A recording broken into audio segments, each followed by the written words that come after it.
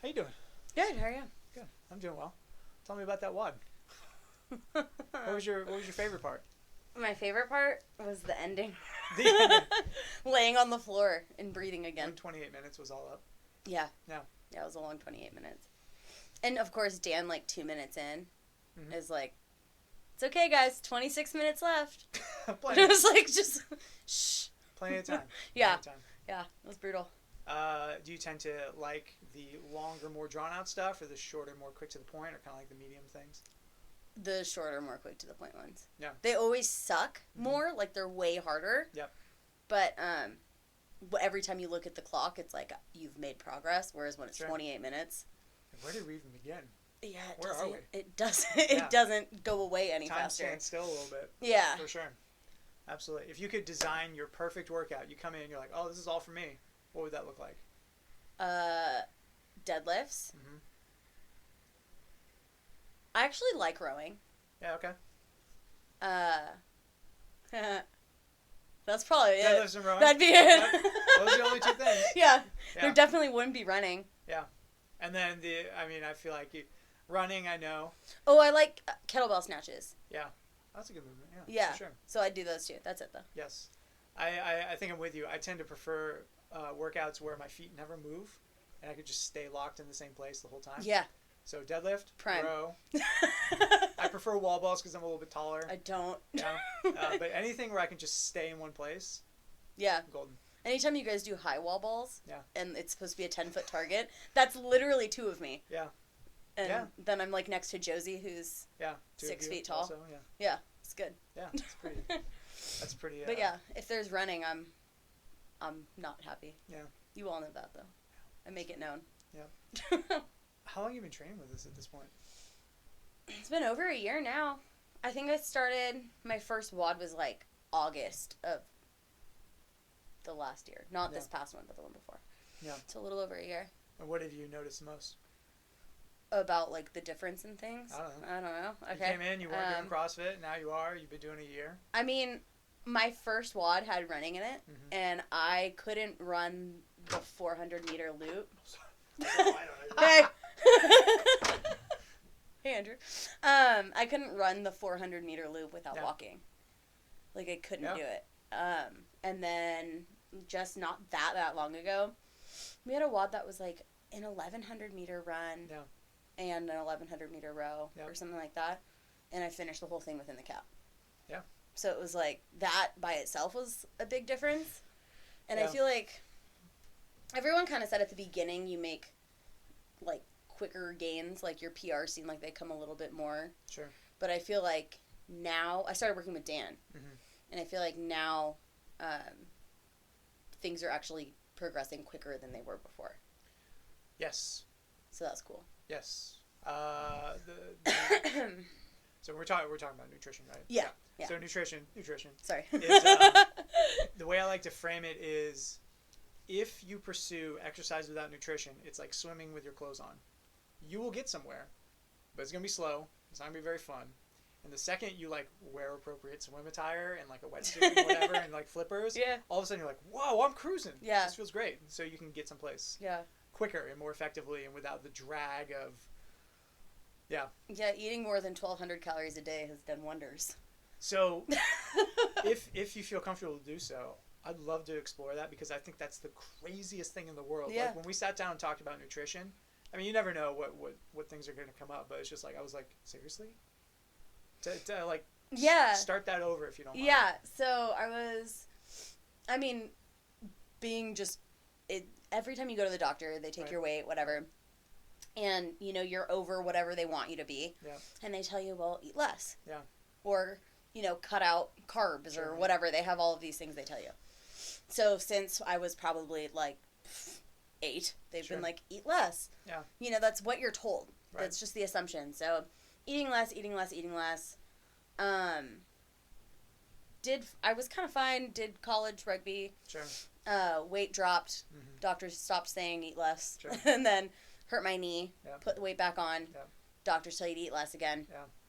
And then was working out on my own, couldn't figure out the weight situation. Doctors kept telling me to eat less and less. And finally my doctor's like, well, track what you're eating. So I track what I'm eating. I bring it into her, and she doesn't even look at the foods. She just looks at the calorie intake. Yeah. And I was eating 1,200 calories a day at this point. And she says, eat less. And I'm like, I can't. Right. Like, I can't function right. on any less than this. So I kind of just gave up on it. Like, I kept eating what I was eating, Sure. the 1,200 calories or whatever. I was subsisting off of, like, chicken and vegetables and, like, angry eating every time. Yeah. And I was doing CrossFit, so it wasn't like I was stagnant. Like, at this point, I was coming to the gym. I think I was doing... consistent. I see you every day. Yeah. 4 I'm days here... a week solid. Yeah, here 4 days a week. And my weight was either stable or gaining. Sure. So I was like, how do you gain weight on 1,200 calories? Like, yeah. how is that humanly possible? And I was nervous about going to work with Dan because, I don't know, you get tired of hearing the same thing over and over again, and you're like, if someone else tells me to eat less, I'm going to stab someone. Yeah, like, I can't. Sure. I'm over it. And I talked to Josie, actually, about it. I was getting my hair done. She was telling me that she saw Dan, and she asked me if I was going to the nutrition seminar that you guys do. And I was like, no, I'm not there yet. Like, I can't handle that right now. And, like, I had just finished going to see a different doctor who was, like, told me not to put a slice of cheese in my eggs and to cut out toast. And I was like, okay. Yeah. So I was like, I was just over it. And so Josie was like, you should see him. Like, she was telling me all the stuff he was doing with her. She's like, I feel so much better. She was like, he has me eating like this much. And I was like, I'll talk to him. Sure, yeah. I was like, I'll see. So I kind of pick his brain for a second. And then I actually told my mom, I was like, Mom, I don't know if I can deal with this again. And she's like, just do it. She's like, what do you have to lose? Do it for a month and see if you can handle it. And the first thing Dan did was bump up how much I was eating. And I was like, I like that. Yeah. And then, I mean, I think we were expanding my diet for like 15 weeks. Yeah. Because I was started so low. Yep. This is actually going to be my first cut week. So I'm excited. So let me, because there's some jargon terminology. In there that I want to pick apart real quick. So you're eating 1,200 calories, and you were at sort of like this weight homeostasis or something like that, or maybe even gaining a little bit. Yeah. Right? And then, so you went from 1,200, and what did Dan have you at for the first expansion? I think it was like 1,300. So not like 100 calories. Yeah. Okay. And it was mostly protein. Yeah. At that point, because I was only eating like 40 grams of protein a day. And so his recommendation was like, hey, we need to triple that. Yeah. Pretty much, right? I'm eating he has me like at 155 now for protein. Yeah. Or something, which is, now that seems absurd that I was only eating 40 grams before. But yeah, of course. Yeah. And so, okay, so iterative expansions, and now what are you eating on a daily basis? Sure. I think like average, not between training and rest days. Yeah. I think average is like something like 1,800. So you've increased your average caloric intake 1,800 by 500, 600, 700 calories. And the kicker, have also not gained weight. You lost some at the beginning. And lost some. And then I've been stable for a while. And to me, this is the intersection where it's like, look, I'm not a doctor. Andrew and I are not medical professionals. And we trust the generalized medical community to dispense medical advice that is outside of the walls and bounds of what we do professionally, which is muscles and curls and fitness and pull-ups and stuff. That's what we do. It breaks my heart when the guardians of health are giving advice that are hurting people actively and going in the wrong direction when the answer isn't really that complex. Right. You know, Dan was just like, and we're going to go this way. You're like, okay. He made it sound so simple, and it really was, in a sense. It's crazy. I was having, like, issues with being tired all the time. Yeah. Like, they tested me for mono. Sure. They tested my thyroid. I can't tell you how many times. Sure. And then all of a sudden, like, I ate more food, and I was less tired. And I was like, wow, yeah. What? Right? What a crazy... Turns out you need carbs for energy. Oh, so if all you're eating is chicken and vegetables, you kind of crap out after a while. How do you like that? Yeah. So the net effect is eating almost nothing, possibly still gaining, exercising 4 days a week, possibly still gaining.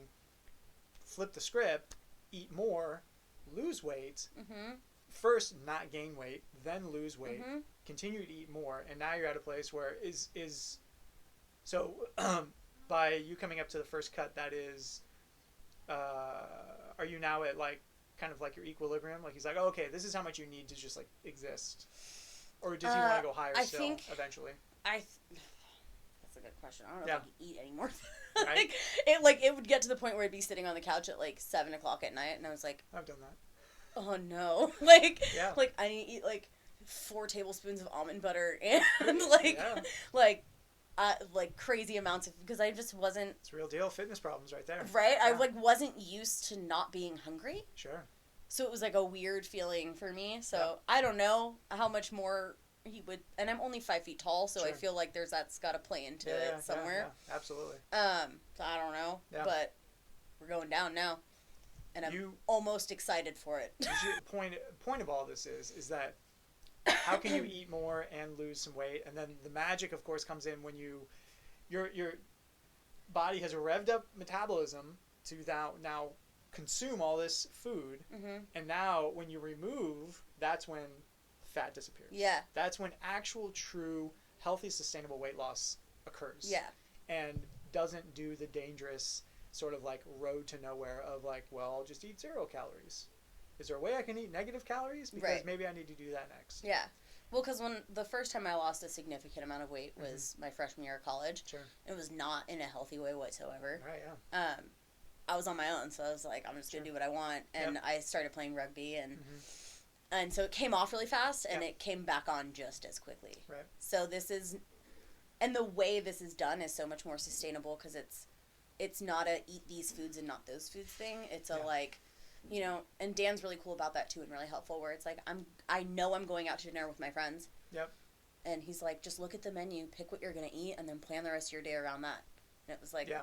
oh, 100%. like that's easy. Sure. Like I can still go out and enjoy myself and not feel guilty about it, and I still have so much for the rest of the day that it's not a big deal. Right.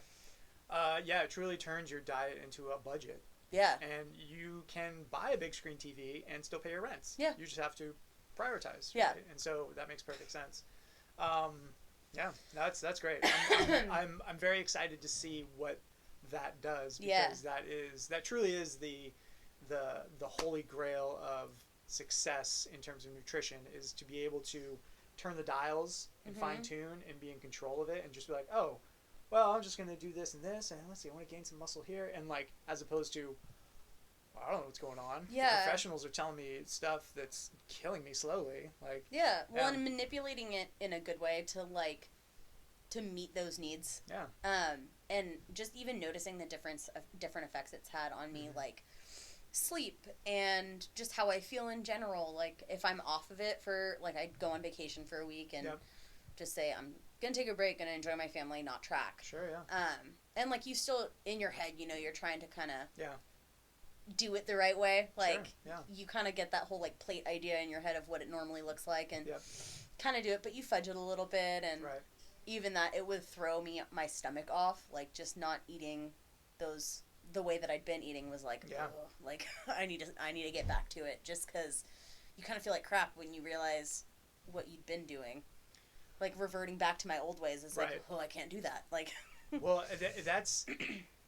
I'm really glad you framed it just like that, because I think that it probably gets down to the deepest layer of why nutrition is so broken in general.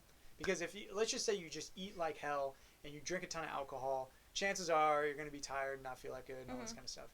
And then if you try and do a crash diet and eat nothing but lettuce and chicken and intermittent fast and do keto on top of that, you're probably still going to feel like hell. yeah, And you don't even have a reward mechanism for your food. You can't even enjoy your food anymore. right. So you're kind of like, which one of these is better, especially if you don't have success there? Yeah. So it's like, well, why would I even bother? But then if you get to a place where you can reasonably enjoy your nutrition, you just kind of like make sure you don't do the worst of the things, Yeah, and it makes you actually literally feel better. It's a hell of a lot easier to sustain and like actually continue on a long-term path. absolutely. Yeah. Because it's like I actually feel better, and like you said, it's not like you're not eating anything, and nothing's really off limits. Sure.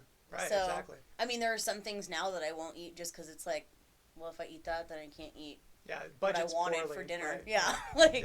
Yeah, there's that. But like for the most part, it's and it's also not a guilt thing, which I really like working with Dan. Right. Because I feel like anytime you go to like I don't know, I've worked with other people where it's like you mess up and it's like guilt. Sure. Whereas it's like, all right, so you're still fine. Like Right. you're still here. It's Right. 1 week in the grand scheme of things. Whatever. Yeah, so 100%. it's been a much more positive experience than I've ever dealt with in that. So that was cool. Yeah. And it still is, and I'm liking how it translates to fitness in the gym too. Like I feel like I've made more gains there than I had, like within the last couple months than I had the rest of the time I've been here. So that's cool. Yeah, the nutritional thing. I mean, I remember for me personally, I tried to ignore it in the early days and be like, "Oh, I'll eat whatever I want, and I'll just outwork it and stuff." And it's like, yeah, it's kind of a road to nowhere, especially as how old are you again? 25. 25. So it doesn't get any easier. Right, know? right. As I'm told by people in their late 30s and 40s and 50s. But speaking from the 35-year-old perspective, I wish I had known that 10 years ago because I would probably be slightly better off than I am now, and at least have avoided all the stumbling blocks along the way. So, right. Yeah.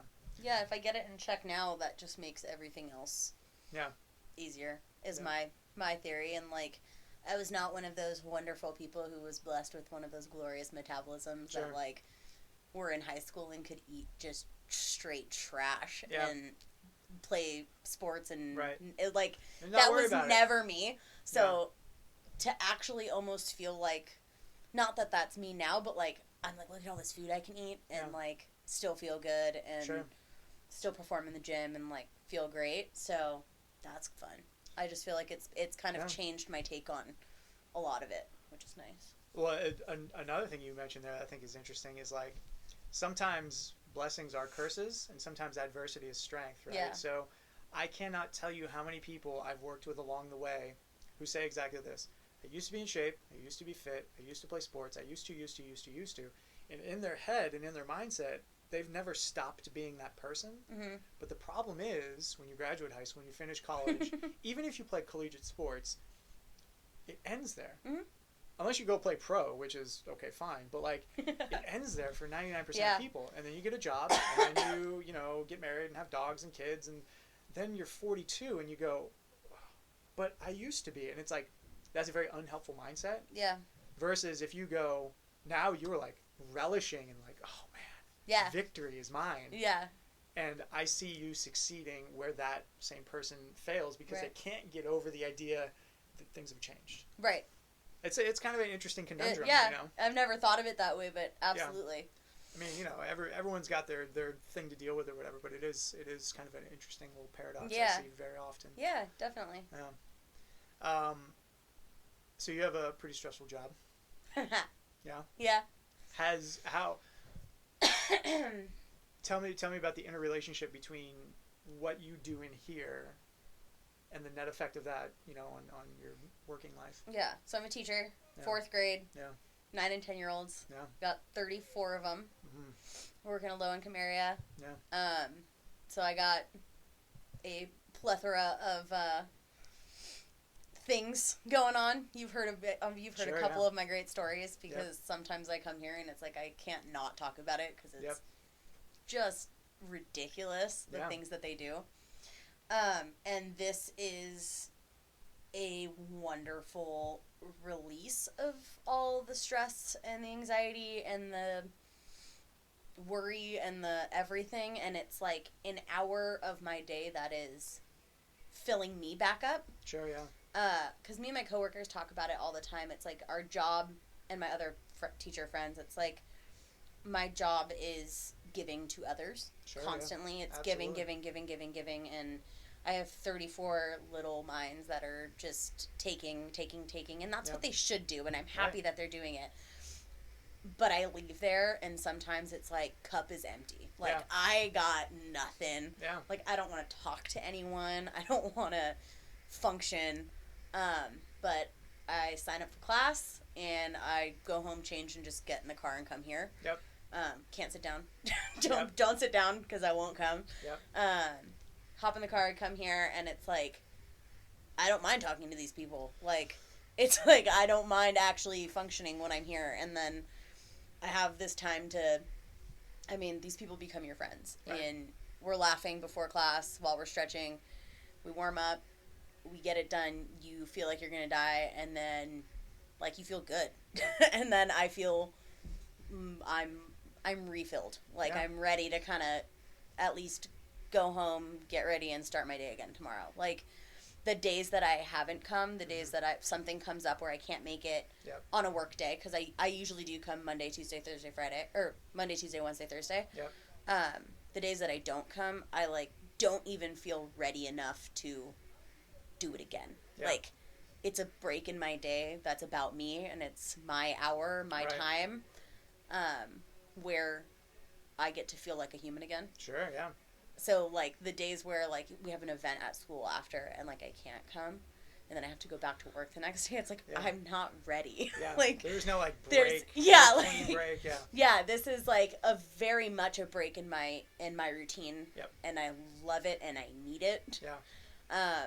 And I feel like I thrive on it, whereas when I don't have it, it's like I haven't filled back up. Like, I'm not ready yet. Yeah.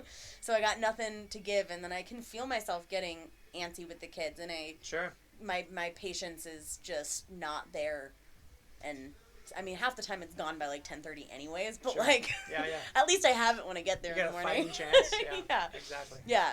Fresh start for a new day. Yeah. So these people help. Yeah. So like, I feel like you're like driving home, and you're thinking about school and the day, and you're thinking about it, and you're thinking about it, and then you're like thinking about it, and then you get here, and then stop thinking about it. Yeah, if only for an hour. 100%. You get back home and you think about it, and you think about it, but like, you get a break. I get messages from parents constantly on my phone and stuff, and it's like an app, so it's not text messages, but like I get notifications. That's terrifying. Yeah, so, and it's they didn't have that when I was going to school. Oh yeah, so it's constant. Wait a minute, they can directly access you right now? Yeah, it's through an app, so like I don't have to answer them immediately, but it's literally an app, and it shows up almost as if it's a text message, but it has like the little app thing next to it.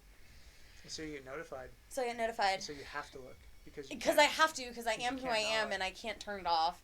And like I have it silenced during the weekends, but it's still there, and I know it's there. And like if something happened during the week, I know that parent's gonna message me. So like that's very invasive. I don't know how I feel about that.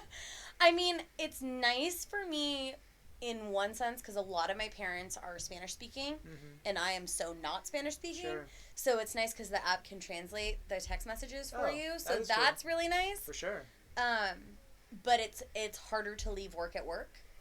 Seriously, because man, if I did something bad at school, like they would have to call up my folks who are at work, and maybe they don't take the call, and I'm sitting in the office or something, and then I go home with a note. It's like this very convoluted process. And then if they want to come talk to the teacher, they have to like set up an appointment. Yeah. Now it's just like, what do they call you, Miss Nadia?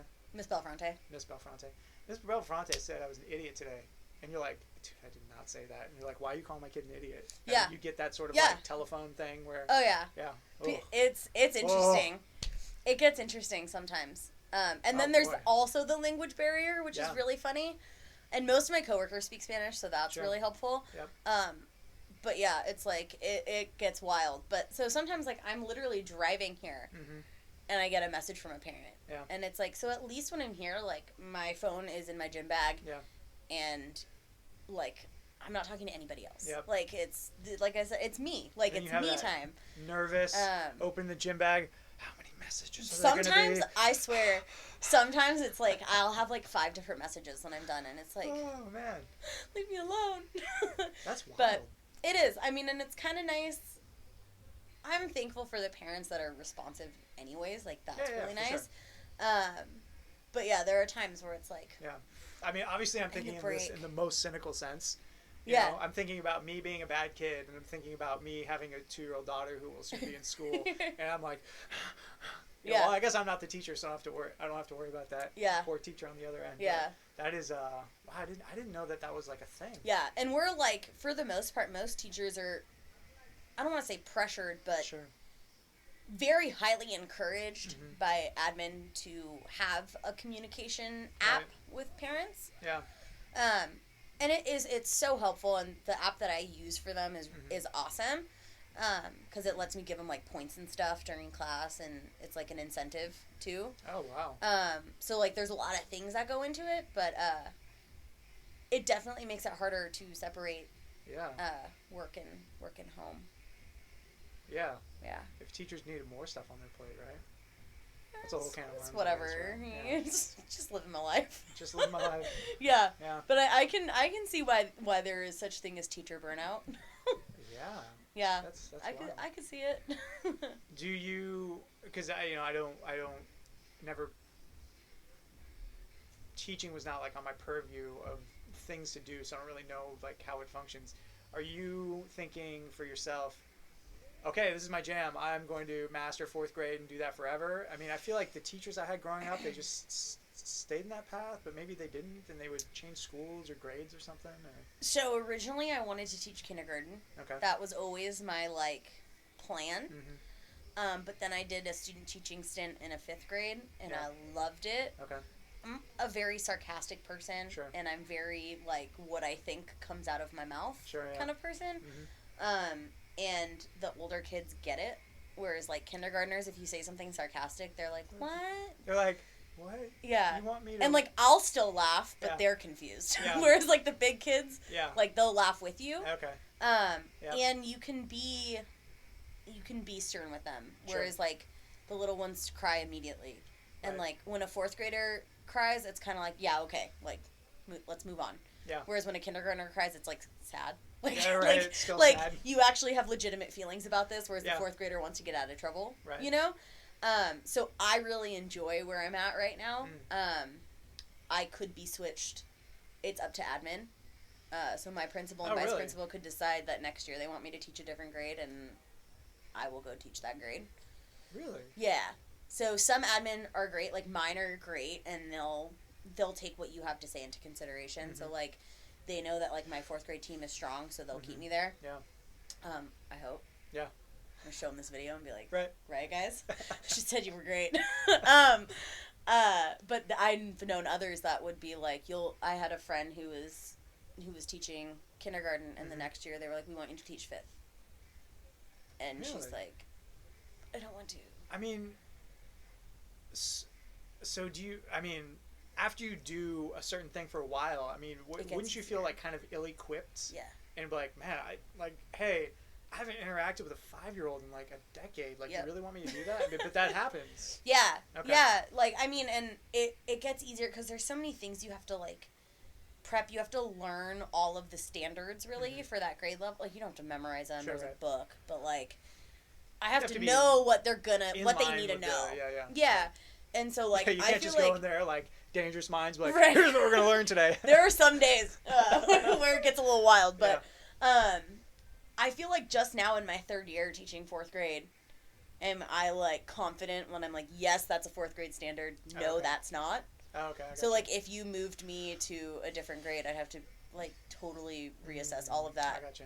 And I finally have like my routine down. Yeah. Mostly that still changes too, depending on the group of kids, but it's a lot. It changes. So interesting. I don't want to change grades. Well, yeah. I mean, it seems like maybe the worst thing to do would be like, you teach 4th grade this year, and then 2nd grade, and then 3rd grade, and then 1st grade. You'd never get like an actual rhythm. Yeah. Well, and that's the one thing I was super thankful for with my admin was they both, principal and vice principal, don't like to move people around in their first year or two. Okay. Because you do need to kind of catch that rhythm. Yeah. So, like, I still feel like some days I'm like, I got this. And then there are other days where it's like, nope. Yeah. We're going to start fresh tomorrow. I gotcha. So, yeah, it's kind of a crapshoot, honestly. Interesting. Yeah. When, are you young amongst your peers? Are you like right in the middle? I'm young. So this is my first year at the school where I am not the youngest teacher. So like a shortage of new teachers, or like?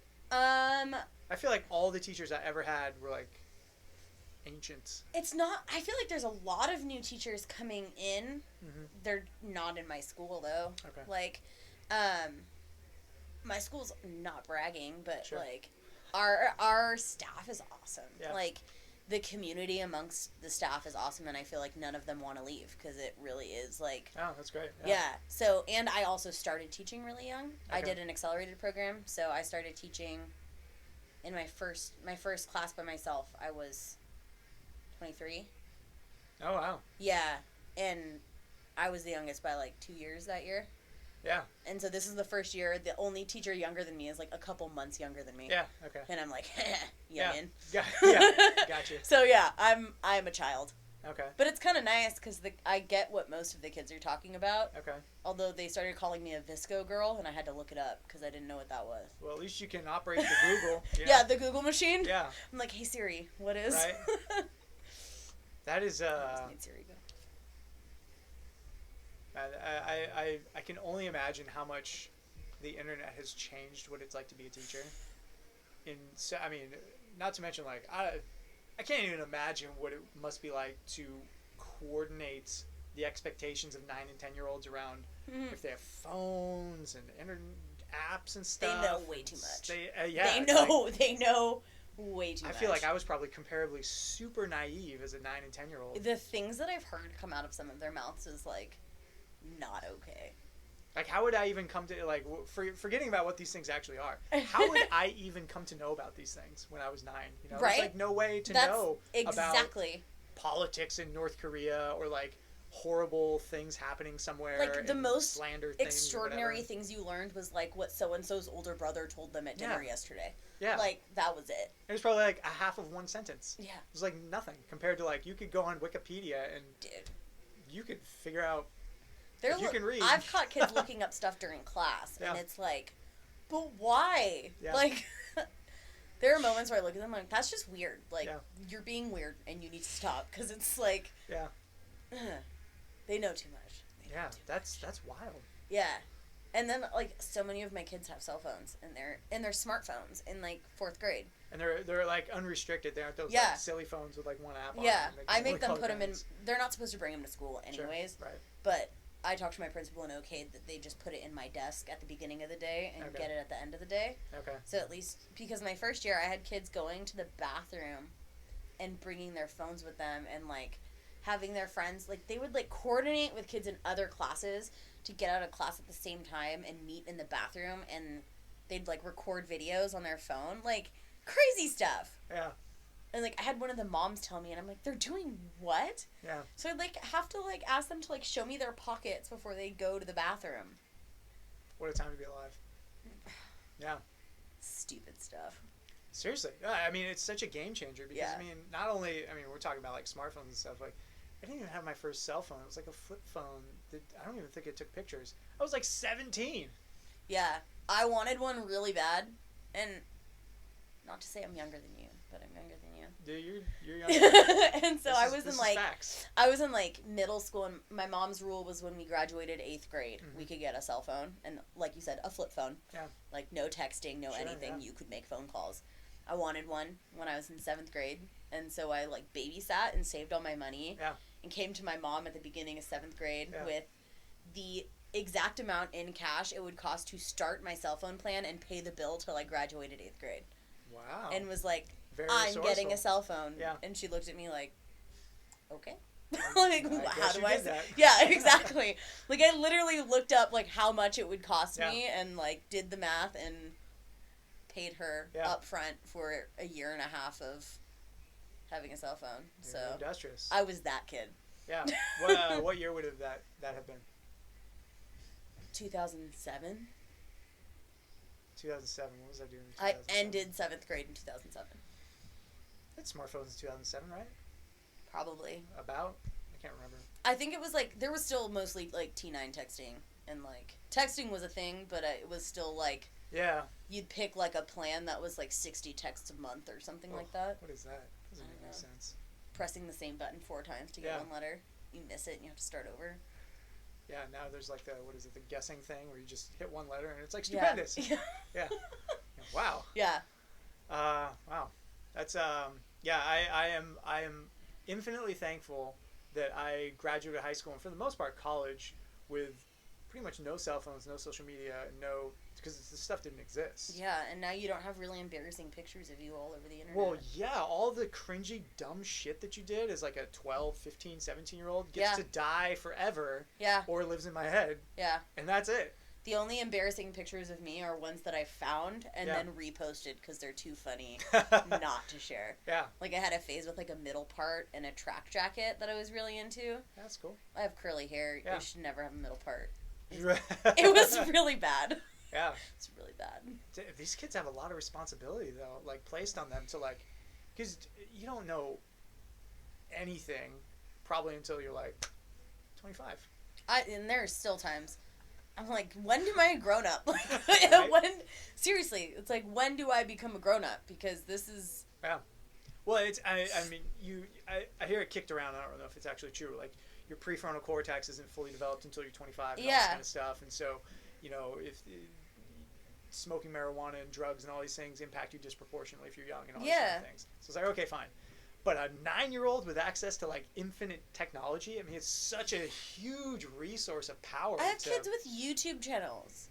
Like, some of my students have YouTube channels. Because the repercussions of that could be... I mean, literally, disgusting. Who knows? I know. Knows? It's wild. Well, and even if you're not talking cell phones, video games now, they have, like, the online aspect, and they're, like, talking to people. Yeah. That creeps me out. Like, these kids don't know who they're talking to. Yeah, I mean, I think fortunately for those kind of things, like, all the data and information is pretty, like, obfuscated. So unless you were like, hey, this is my address, right? Like, no one can, like, come after you. True. It's, like, pretty anonymous. But, like, how easy is it for them to say, like, what school they go to? Oh, or, like, sure. You know what I mean? Like, manipulate a 9-year-old to be like, right? Hey, I'm going to give you a scholarship. And they're like, really? Yeah, what's your address? I'll send you a you know, it's like, that is very susceptible. Yeah, there's just, like, a level of intelligence that is required to be safe in those situations that I feel like no 9-year-old could possibly have. I know. I'm trying my best to, like, take all this stuff in because I got a 2-year-old who'll be 9 in 7 years, and I was like, I gotta know stuff. I can't know less. I'll fill you in. I'll let you know. Well, it's just, like, so overwhelming. Yeah. Life was a lot simpler 15 years ago. Just don't give her a cell phone. Don't give her a smartphone. Like, that's the plan. No 9-year-old needs a smartphone. Right. You can have a flip phone if you're walking home from school. That's the plan, but, like... But who knows? Clearly, that plan gets undermined somewhere along the way because all the kids have them. Exactly. And so how do you 100%. hedge against that? I have no idea. Do you have kids who are just like, yeah, I don't have a cell phone? Oh, yeah. We have a lot. Like, what proportion? I want to say, like, 2/3 don't, still. Oh, okay. That's somewhat reassuring. Yeah. Yeah. Because... That I know of. I mean... There's probably a few of them still bringing their phones to the bathroom, like, I don't know. Yeah. They've got it, like, secretly in their, like, shoe compartments. And honestly, if you're trying that hard, do you? Yeah, like, do you, right? Yeah. I get to that point sometimes where, I mean, I had a kid forge his mom's signature for the second time, and it was, like, it was done so poorly. Yeah. Like, he did it in red pen, like, yup, that'll trigger. But it was his handwriting, and he spelled her name wrong, which was my favorite part. Classic. Yeah, and I was like, dude, I told you last time, if you're going to forge her signature, you have to do better than this. Yeah. Like, because it gets to the point where it's so ridiculous, where you're like, if you're going to get in trouble, make it good. Yeah. Because this is terrible. Yeah. So. Man, it's... Yeah. But the good thing about me doing CrossFit is some of my favorite punishments for them are workouts. So when they're getting wild, when they need to get energy out, we do burpees. We do all kinds of good things that I've learned here. So you got that one kid in the class who, like, wants to do more burpees? Yeah. Yeah. Let him. There's always one. Let him. Like, so I'll do 100, and you're like... Yeah. Go. By all means. Yeah. One kid that's like, I want to run another lap. Do 2. Yeah. I dare you. Yeah. Because usually they're the ones who need it. So you're like... Right. Run. They're just, like, out there, like, as fast as they can. Like the T-1000 just coming. Yeah. You know, like, where do you get all that? It's that same kid that, like, always thought PE was the Olympics. You know? That one. Yeah. Yeah, do it. Do it. Oh, my God. But, yeah, so I have him doing little workouts sometimes, which is always fun. Yeah. Is the PE situation kind of, like... Is that still a thing? I feel like that's, like, disappeared somehow. The issue of it? Like... Well, just... I'm not even sure. Like... kids don't have to do PE, but like they only do up to a certain point, or like what does that look like? So we're supposed to, as teachers, provide. I want to say I can't remember. I should know this. 120 minutes of PE a week. So you dictate like, hey, it's PE time, or something? So our school is pretty lucky. We have a PE teacher. Okay. For one of our prep periods, so for 45 minutes a week, they have like a designated PE time where they go to a PE teacher, but the rest of it's on me. To do. So okay, I guess recess, is that a thing? We have recess, but that doesn't count. Okay. PE has to be like a structured. Oh, okay, I got you. So like sometimes like they're being really good, so we'll do like sharks and minnows. Sure. Other times they're being little jerks, so we're gonna run laps. Or like do shuttles, which they really hate. Yeah. So I mean. Yeah, you know all the special stuff that. Oh yeah. Like, you know the workout I did that I complained to you guys about. We're gonna do that workout. And I was the kid who hated PE. Yeah. Like if we had to run the mile, the first lap I'd find the hole in the grass, and the second lap I'd fall in it, so I didn't have to run the rest of it. Teacher, I fell. Yeah, and she knew. It was funny because I saw her not that long ago, and she was like, remember? And I was like, I remember. I'm so sorry. So, like, I know, like, exactly the things kids hate when it comes to working out. Yeah. Because I hated all of them. Yep. So, but yeah, so PE is definitely a thing. But we also have a lot of kids with asthma, and I have to remind them that I, too, have asthma, and it doesn't mean you can't exercise. How many kids have asthma? So many. Like half? Yeah, probably. Really? Yeah, it's wild. Wow, that was like... You'll see that a lot. I'm going to have to like do some research on like what's happening. Especially in low-income areas. Really? Mm-hmm. Like disproportionately so? Yes. We also have, in low-income areas, weight is much more of an issue for kids. When I student taught in a school in Lafayette, there was like barely any kids who were overweight. Right, yeah. And then you go to the school that I'm at now, and it's like, I would say a majority. Yeah, like 2/3 or something like that. Oh, wow, that's wild. Yeah, I'm going to have to like study or something, like figure out what like what are kids like again? Yeah. Like, make sure that I know like how this works for... It's wild. Oh, man. Yeah. Lots to learn. Yeah. Ugh, kids. Kids. I have one. Ugh. You have one. I work with 34, you know? Yeah. I'll give you some tips. Well, some tips and tricks on the school. Oh, no, that's good, yeah, because you have the broad spectrum. I feel like that's the downfall of parenting is people go like, well, this and this. I'm like, you have experience raising one kid. What are you going to tell me about kids? Yeah. I want to hear it from a teacher who's had 3 or 4 years, 34 kids at a time. It's like, let me tell you about 9-year-olds. Be like, oh, please tell me what I need to know because my kid's about to be 9. I've also nannied so many, so I've seen them throughout many age. Yeah. For being 25, I have a freakish amount of experience with children. Yeah, fair enough. Yeah. Okay. But I'm also not ready for my own. So. Yeah. That's okay. Well, we have an ample amount of experience. Perfect. Yeah. Okay. Yeah. Well, I think we have to cut it off. All right. That was fun. That was good. Thanks for coming on in. No problem. We did it. Rock on.